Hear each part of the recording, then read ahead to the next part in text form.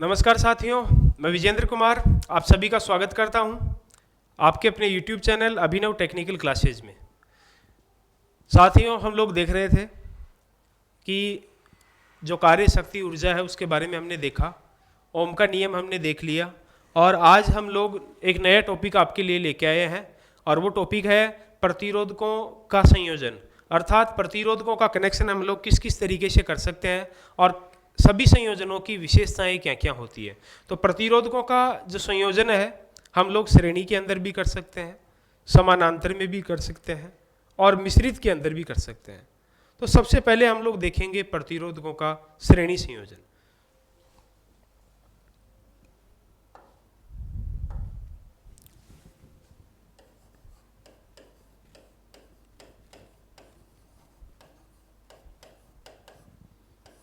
प्रतिरोधकों का श्रेणी संयोजन। देखिए, श्रेणी को हम लोग बोलते हैं श्रृंखला या हम लोग इसको बोल देते हैं सीरीज।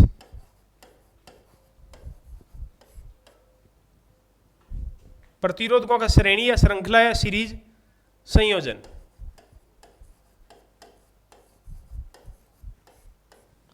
तो देखिए, प्रतिरोधकों का सीरीज, श्रृंखला या श्रेणी जो संयोजन है वो क्या है। अंग्रेजी में हम लोग इसको सीरीज बोलते हैं।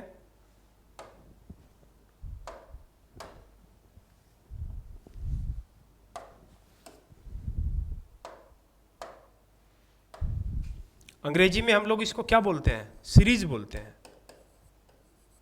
सीरीज। तो देखिए, प्रतिरोधकों का श्रेणी संयोजन क्या होता है। सबसे पहली बात तो ये देखिए, ये आपके पास मान लीजिए एक प्रतिरोधक है, फिर ये आपके पास एक दूसरा प्रतिरोधक है, फिर आपके पास ये एक तीसरा प्रतिरोधक है, ठीक है, और इस प्रकार से अनेक प्रतिरोधक आपके पास है। तो मान लीजिए अगर देखा जाए तो ये पहला प्रतिरोधक है, इसको हमने नाम दिया R1, इसको मान लीजिए हमने नाम दे दिया दूसरा प्रतिरोधक R2, इसको नाम दे दिया तीसरा प्रतिरोधक R3, ठीक है। उसके बाद हम लोग देखते हैं कि ये इसका पहला सिरा है, ये इसका दूसरा सिरा है, फिर ये इसका पहला और इस प्रतिरोधक का दूसरा, फिर ये इसका पहला और इसका ये दूसरा। तो देखिए, पहला प्रतिरोधक है उसका दूसरा सिरा दूसरे प्रतिरोधक के पहले सिरे से जोड़ दें और दूसरे प्रतिरोधक का दूसरा सिरा तीसरे प्रतिरोधक के पहले सिरे से जोड़ दें, तो यह प्रतिरोधकों का श्रेणी संयोजन कहलाता है। अर्थात और प्रतिरोधक हो तो उनको भी इसी क्रम में हम लोग जोड़ते जाएं तो प्रतिरोधकों का श्रेणी संयोजन वो कहलाएगा। तो देखिए, प्रतिरोधकों का जो श्रेणी संयोजन है, इस श्रेणी संयोजन की कुछ विशेषताएं हम लोग थोड़ा सा देख लेते हैं कि श्रेणी संयोजन में क्या क्या विशेषताएं होती है।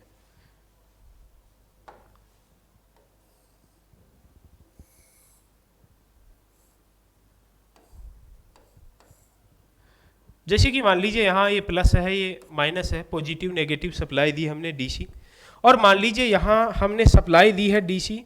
तो डीसी जो सप्लाई दी है ये मान लो 24 वोल्टेज है, ठीक है। कितना वोल्टेज है,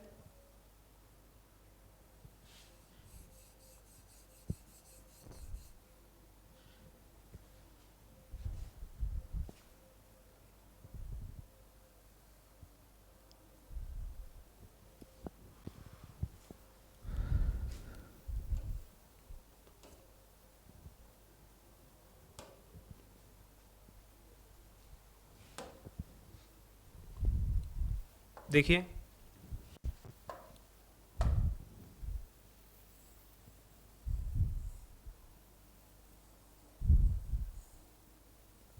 ये 3 प्रतिरोधक थे आपके पास, ठीक है।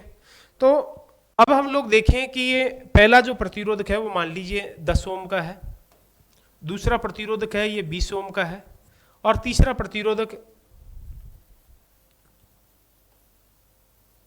30 ओम का है, ठीक है। तो इस प्रकार से ये 3 प्रतिरोधक है, 24 वोल्टेज आपकी सप्लाई है। तो श्रेणी संयोजन में अगर देखा जाए तो 10 और 20 30 हो गया, 30 और 30 60 हो गया। 60 के अंदर जब 60 का भाग जब 24 में देंगे तो ये जाएगा 0.4 बार, अर्थात आपकी जो करंट है ये आ गई 0.4 एम्पियर। परिपथ की कुल धारा आ गई 0.4 एम्पियर, ठीक है। अब 0.4 एम्पियर आ गई, तो ये 0.4 एम्पियर यहाँ से प्रवाहित होती हुई पहले प्रतिरोधक से प्रवाहित होगी, फिर दूसरे से, फिर तीसरे से, इस प्रकार सभी प्रतिरोधकों से क्या बहेगी, यही एक ही मान की धारा अर्थात 0.4 एम्पियर मान की धारा सभी प्रतिरोधकों से प्रवाहित होगी। ठीक है, अब सभी प्रतिरोधकों से समान मान की धारा बह रही है, तो हम ये भी तो कह सकते हैं कि सभी प्रतिरोधकों से बहने वाली धारा का मान क्या है, समान है, पहली विशेषता। दूसरी बात, सभी प्रतिरोधकों से बहने वाली धारा को केवल कितना मार्ग मिला, एक ही मार्ग मिला, तो सभी प्रतिरोधकों से बहने वाली धारा को केवल एक ही मार्ग मिलता है, अर्थात धारा प्रवाह के लिए केवल एक ही मार्ग उपलब्ध रहता है। यह भी इस श्रेणी संयोजन की क्या हो गई, विशेषता हो गई। अगली बात अगर देखा जाए तो देखो करंट सबकी समान है ना, तो ओम के नियम के अनुसार V बराबर क्या होता है, I इंटू आर। ठीक है, अभी हम लोग थोड़ा सा देख रहे हैं इसको, फिर इसकी विशेषताओं को खोलेंगे एक एक को, एक बार पूरा श्रेणी संयोजन एक बार ओवरव्यू इसका देख लेते हैं। तो देखिए वोल्टेज बराबर I इंटू आर है ओम के नियम के अनुसार, तो V बराबर जब I इंटू आर है तो यहाँ R का मान कितना है, 10 ओम है, यहाँ 20 ओम है, यहाँ 30 ओम है, और करंट वही सबकी 0.4 है। तो 0.4 को जब 10 से गुणा करेंगे तो 0.4 इंटू 10 जब करेंगे तो सीधा सा आ गया 4 वोल्टेज। ठीक है, फिर अगले की बात करें तो करंट वही 0.4 और प्रतिरोध का मान 20, जब गुणा करेंगे तो 8 वोल्टेज आ जाएगा। ठीक है, फिर अगले की बात करें तो वही 0.4 इंटू 30, जब गुणा करेंगे तो 12 वोल्टेज आ जाएगा। तो 12 और 8 20 और 4 कितना हो गया, 24, अर्थात सभी प्रतिरोधकों के वोल्टेजों को जोड़ा गया तो टोटल वोल्टेज की क्या आया, बराबर आया। तो ये सब की सब श्रेणी संयोजन की क्या है, कुछ विशेषताएं हैं। अब थोड़ा सा आगे बढ़ते हैं। देखिए श्रेणी संयोजन की पहली बात, सॉरी विशेषताएं, पहली विशेषता अगर देखी जाए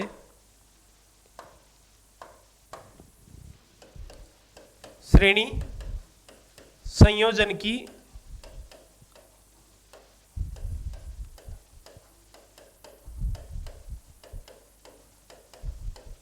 विशेषताएं, देखिए श्रेणी संयोजन की विशेषताएं क्या क्या है।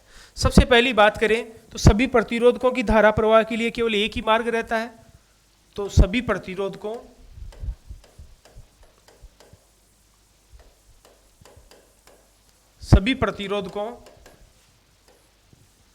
की धारा प्रवाह के लिए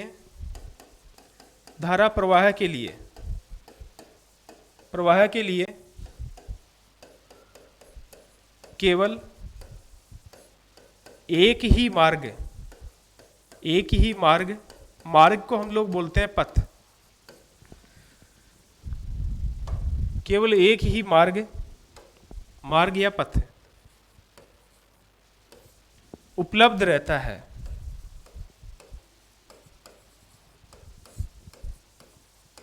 पहली विशेषता। ठीक है, दूसरी विशेषता की बात करें तो सभी प्रतिरोधकों की धारा का मान क्या था, समान था। अभी देखा था हमने, अरे भाई अभी देखा था ना हमने कि सभी प्रतिरोधकों की धारा का मान क्या है, समान है, अर्थात पहले प्रतिरोधक की जो धारा होगी वही दूसरे की होगी, वही तीसरे की होगी, अर्थात 0.4 एम्पियर ही सबकी धारा थी। तो दूसरी विशेषता क्या हो जाएगी, सभी प्रतिरोधकों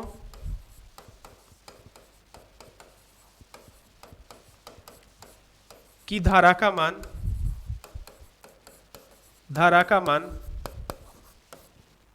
समान रहता है, समान या बराबर एक ही बात है। ठीक है, सबकी धाराओं का मान क्या है, समान रहता है। अगली बात अगर देखी जाए तो श्रेणी संयोजन की अगली विशेषता है कि सभी प्रतिरोधकों की धारा का मान क्या है, समान रहे। तो इसका मतलब क्या हुआ, इसका मतलब हुआ कि सभी प्रतिरोधकों की धारा समान है, तो इसका मतलब है कि परिपथ की जो कुल धारा होती है ना उसको I से दर्शाते हैं। तो परिपथ की कुल धारा बराबर होती है पहले प्रतिरोधक की धारा प्लस दूसरे प्रतिरोधक की धारा प्लस तीसरे प्रतिरोधक की धारा प्लस चौथा पांचवा, जितने भी होंगे ना सभी की धाराओं का मान n अनंत तक सभी प्रतिरोधकों की धाराओं का मान समान रहता है। सॉरी मैंने प्लस लगा दिया बीच में, उसके लिए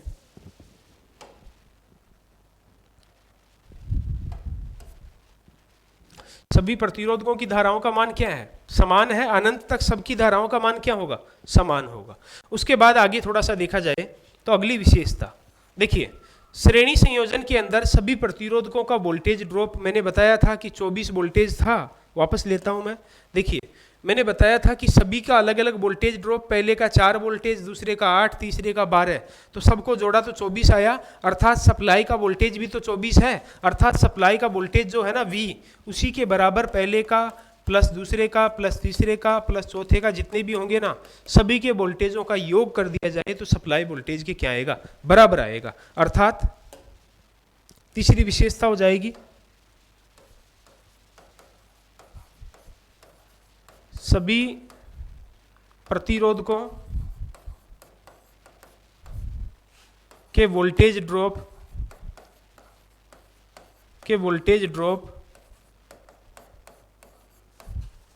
का योग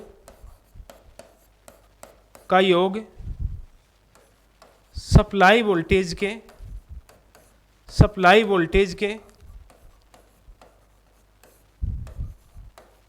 बराबर होता है। अर्थात इसका मतलब क्या हुआ? देखिए इसका मतलब है कि सप्लाई का वोल्टेज V है ना, उसके बराबर पहले का वोल्टेज ड्रॉप प्लस दूसरे का वोल्टेज ड्रॉप प्लस तीसरे का वोल्टेज ड्रॉप, अर्थात जितने भी होंगे ना, सभी के वोल्टेज ड्रॉप का हम लोग क्या करेंगे? योग करेंगे, और योग करके हम लोग निकाल लेंगे अनंत तक। जितने भी होंगे सभी के वोल्टेज ड्रॉपों का योग करके हम लोग सप्लाई वोल्टेज निकाल लेंगे। कौन से संयोजन में? श्रेणी संयोजन में। अगली बात करें तो श्रेणी संयोजन की अगली विशेषता रहेगी कि श्रेणी संयोजन में जो टोटल वोल्टेज हमने देखा कि V बराबर क्या है? V बराबर है पहले का वोल्टेज प्लस दूसरे का वोल्टेज प्लस तीसरे का वोल्टेज प्लस आगे अनंत तक जितने भी है सभी के वोल्टेज ड्रॉप का योग करेंगे तो सप्लाई वोल्टेज के बराबर आएगा। अर्थात अब देखो हम चौथी विशेषता देख रहे हैं। चौथी विशेषता क्या कहती है वो थोड़ा सा देख लेते हैं। देखिए आप सबको पता है कि ओम के नियम अनुसार V बराबर क्या होता है? ओम के नियम अनुसार V बराबर हमने ओम के नियम में पढ़ा था I/R होता है। I और R दोनों के गुणनफल के बराबर V होता है। अर्थात V बराबर हो जाएगा I/R। V बराबर I/R, ये ओम का नियम कहता है ना। V बराबर क्या होता है? I/R। तो इन सभी V के स्थान पर हम लोग I/R लिख सकते हैं, क्योंकि सभी V बराबर क्या है? I/R। तो मैं यहां भी लिख देता हूं V के स्थान पे I/R, पहले वाले V के स्थान पे, फिर बराबर का चिन्ह है लगा दो, फिर V है I/R, फिर बराबर का चिन्ह नहीं है, प्लस का चिन्ह है, लगा दो, फिर V है तो फिर I/R, फिर प्लस का चिन्ह है, फिर I/R, ठीक है, लगा दिया। अब देखो अनंत तक ये चलता रहेगा प्लस आगे तक, ठीक है। अब देखो यहाँ पे कॉमन आ रहा है, कॉमन को छोड़ो, पहले सबसे पहले देखो कि ये वोल्टेज टोटल वोल्टेज है ना, तो ये प्रतिरोध भी टोटल प्रतिरोध होगा RT, T का मतलब टोटल रेजिस्टेंस। ये पहले का वोल्टेज है ना, तो पहले का वोल्टेज है तो ये प्रतिरोध भी पहले का प्रतिरोध होगा। ये दूसरे का वोल्टेज है ना, तो ये दूसरे का प्रतिरोध हो जाएगा। फिर ये तीसरे का वोल्टेज है ना, तो ये तीसरे का प्रतिरोध हो जाएगा। इस प्रकार हमने इनको नाम दे दिया। अब श्रेणी के अंदर सबकी धारा क्या है? समान है, तो धारा कॉमन आ जाएगी यहाँ पे। तो देखिए I/RT बराबर, धारा को कॉमन ले लिया, तो धारा को कॉमन लेने के बाद कॉमन का सब में क्या जाएगा? भाग जाएगा। कॉमन का सब में क्या जाएगा? भाग जाएगा। तो भाग देंगे तो यहाँ बचेगा केवल R1 प्लस यहाँ बचेगा केवल R2, यहाँ बचेगा केवल R3, और प्लस आगे तक अनंत तक जितना भी आप लोग करोगे तो इसी क्रम से जुड़ते जाएंगे। तो देखिए I से क्या कैंसिल हो गया? I कैंसिल हो गया, तो यहाँ क्या बच गया? RT, अर्थात RT बराबर R1 plus R2 plus R3, आगे तक चलता रहेगा ये। अर्थात ये चौथी विशेषता निकल के आई है यहाँ से। ये चौथी विशेषता है, ये चौथी विशेषता निकल के आई है।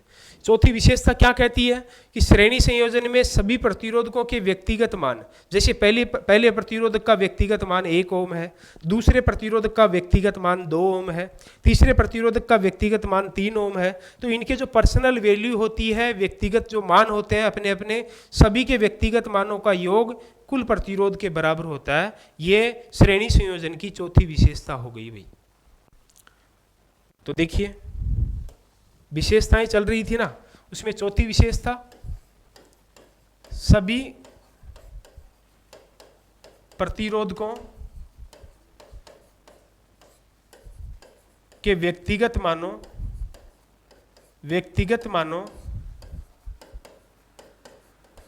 का योग कुल प्रतिरोध के बराबर होता है। अर्थात इसका मतलब क्या हुआ? देखिए इसका मतलब है कि RT कुल प्रतिरोध है ना, इसके बराबर सबके व्यक्तिगत मानों का योग होगा, plus R2 plus R3 plus जितने भी होंगे ना अनंत तक, n तक, सभी के व्यक्तिगत मानों का योग टोटल प्रतिरोध के क्या होगा? बराबर होगा। ये इसकी विशेषता। अब सबसे मुख्य जो विशेषता है, ये भी मुख्य थी लेकिन वो भी मुख्य है। देखो मुख्य विशेषता क्या है? श्रेणी संयोजन के अंदर जो कुल पावर होती है, अगली विशेषता देखें तो देखिए कुल पावर का मतलब है टोटल पावर। T का मतलब टोटल और P का मतलब क्या है? पावर। तो टोटल पावर बराबर क्या होता है? पहले की पावर प्लस दूसरे की पावर प्लस तीसरे की पावर प्लस चौथे की पावर, जितने भी होंगे ना अनंत तक, सबकी पावर का योग क्या होगा? बराबर हो, सभी की पावरों का योग टोटल पावर के बराबर होगा। अर्थात श्रेणी में, अर्थात इसका मतलब क्या हुआ? इसका मतलब है अर्थात श्रेणी में कुल पावर योगात्मक होती है, जुड़ने वाली होती है। लेकिन ध्यान रखना समानांतर के अंदर भी कुल पावर योगात्मक ही होती है। समानांतर को हम लोग आगे पढ़ेंगे, लेकिन ध्यान रखना समानांतर में भी कुल पावर क्या होती है? जुड़ने वाली ही होती है, योगात्मक ही होती है। तो एग्जाम में क्वेश्चन भी पूछा हुआ है कि श्रेणी और समानांतर दोनों संयोजनों में क्या समानता है? तो श्रेणी और समानांतर दोनों ही संयोजनों में एकमात्र समानता यह है कि दोनों ही संयोजनों के अंदर जो टोटल पावर होती है, कुल शक्ति होती है, वो दोनों के अंदर ही जुड़ने वाली होती है, योगात्मक होती है। अर्थात जिस प्रकार श्रेणी में टोटल पावर हमने जोड़ करके ज्ञात कर ली, उसी प्रकार समानांतर में भी टोटल पावर हम लोग जोड़ करके ही ज्ञात करते हैं। उसके बाद आगे हम लोग थोड़ा सा देखते हैं अगली विशेषता। देखिए अगली विशेषता यह है कि श्रेणी में, देखिए श्रेणी संयोजन में कुल चालकता अगर आपको ज्ञात करनी हो तो देखिए चालकता और प्रतिरोध एक दूसरे के विपरीत होते हैं ना। तो जिस प्रकार सबको जोड़ करके कुल प्रतिरोध ज्ञात कर लिया, तो चालकता हम लोग सबको जोड़ करके ज्ञात नहीं कर सकते, अर्थात उसके उल्टा हो जाएगा। तो श्रेणी में कुल चालकता ज्ञात करने का फॉर्मूला होता है कुल चालकता, अर्थात GT। T का मतलब टोटल और G का मतलब चालकता। ठीक है, कुल चालकता कैसे ज्ञात करते हैं आपको थोड़ा सा ध्यान रखना है। देखिए 1/G बराबर, सॉरी 1/GT बराबर 1/G1 प्लस 1/G2, चालकता का चिन्ह है G, प्लस 1/G3। तो श्रेणी के अंदर कुल चालकता ज्ञात करने का ये फॉर्मूला हो गया। ठीक है, उसके बाद हम थोड़ा सा आगे बढ़ते हैं। देखिए श्रेणी का उपयोग, श्रेणी संयोजन का उपयोग कहाँ करते हैं? उपयोगी भी तो होगा ये। तो देखिए लड़ी वाले श्रेणी लैंपों में इस श्रेणी संयोजन का उपयोग किया जाता है। लड़ी वाले श्रेणी लैंपों में, लड़ी वाले श्रेणी लैंपों में किसका उपयोग किया जाता है? लड़ी वाले श्रेणी लैंपों में किसका उपयोग है? श्रेणी का उपयोग, श्रेणी संयोजन के उपयोग।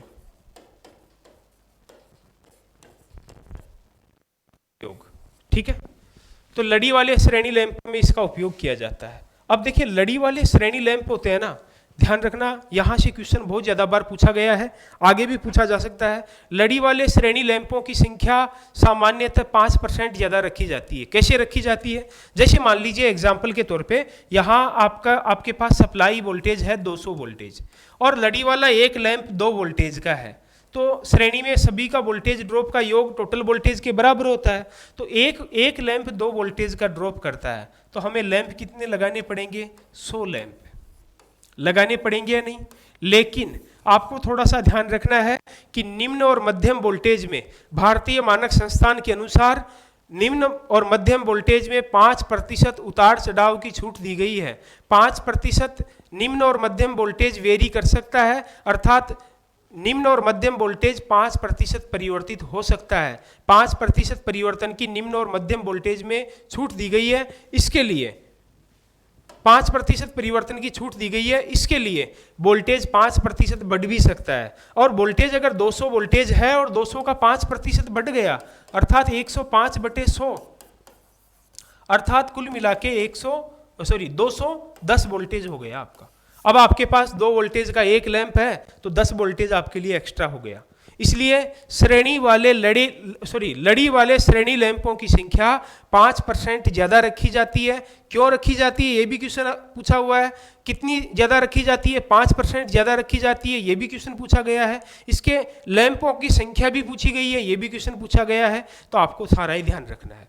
तो लड़ी वाले श्रेणी लैंपों की संख्या 5% ज़्यादा रखी जाती है, जिसका कारण होता है वोल्टेज में होने वाले 5% उतार चढ़ाव को, या वोल्टेज में होने वाले 5% परिवर्तन को, या वोल्टेज में होने वाले 5% इंक्रीमेंट को वहन करने के लिए लड़ी वाले श्रेणी लैंपों की संख्या 5% ज़्यादा रखी जाती है। ठीक है।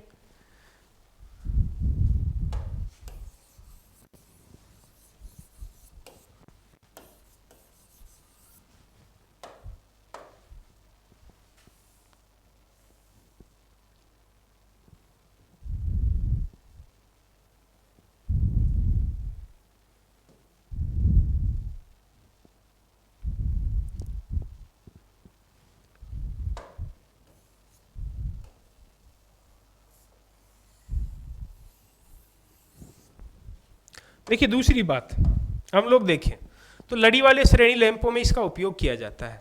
अब देखिए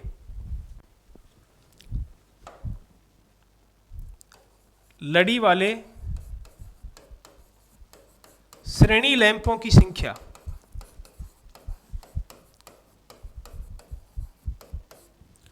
देखिए, इसके बारे में कुछ बातें मैं आपको बता रहा हूं। 5% अधिक रखी जाती है,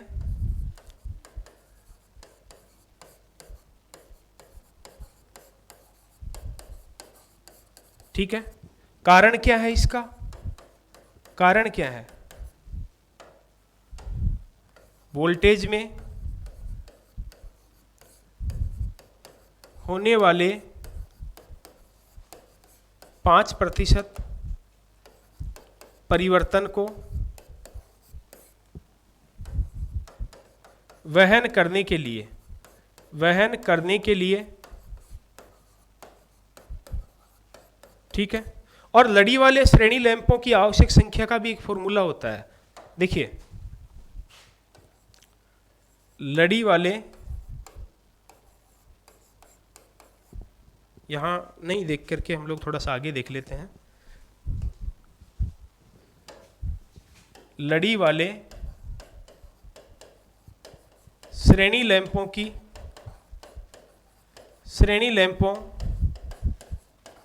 की आवश्यक संख्या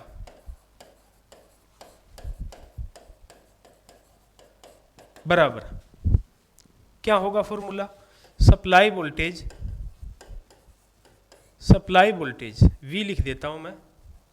V का मतलब क्या होगा? वोल्टेज होगा। सप्लाई वोल्टेज बटे प्रत्येक लैंप का वोल्टेज, ठीक है, इंटू 105/100 लिखना है। 5% ज़्यादा है ना, तो 105/100 लिख दो, आपका आंसर निकल के आ जाएगा। ठीक है। उसके बाद थोड़ा सा हम लोग आगे बढ़ते हैं। देखिए और भी उपयोग, श्रेणी संयोजन के उपयोग चल रहे थे ना, तो देखिए श्रेणी संयोजन के उपयोग चल रहे थे, और श्रेणी संयोजन के उपयोगों में अगली बात हम लोग देखेंगे कि जो रिमोट कंट्रोल होता है ना, रिमोट का ऑन और ऑफ जो बटन होता है, ये दोनों श्रेणी में जुड़े होते हैं। तो रिमोट के ऑन व ऑफ बटन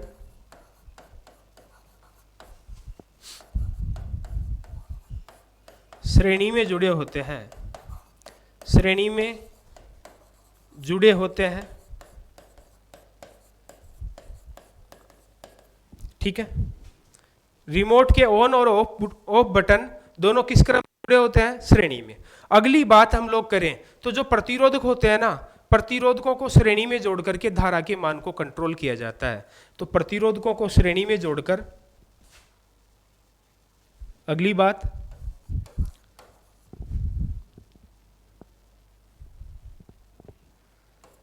प्रतिरोधकों को श्रेणी में जोड़कर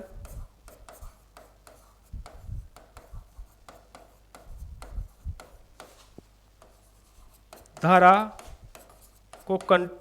के मान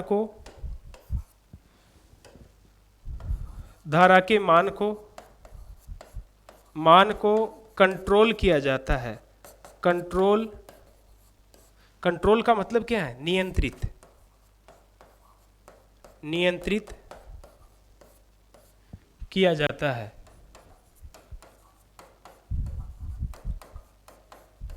ठीक है। उसके बाद अगर हम लोग देखें तो श्रेणी में जोड़ करके धारा के मान को क्या किया जाता है? कंट्रोल किया जाता है। तो ये आपके श्रेणी संयोजन के कुछ उपयोग थे। अब हम लोग थोड़ा सा आगे बात करेंगे, इस श्रेणी संयोजन से संबंधित जितने भी क्वेश्चन बनते हैं उनके बारे में हम लोग आगे चर्चा करेंगे। एक वीडियो मैं आपके लिए लेके आऊँगा जिसमें श्रेणी के क्वेश्चन भी होंगे, समानांतर के भी होंगे, और या फिर अलग अलग मैं आपके लिए वीडियो बना दूंगा।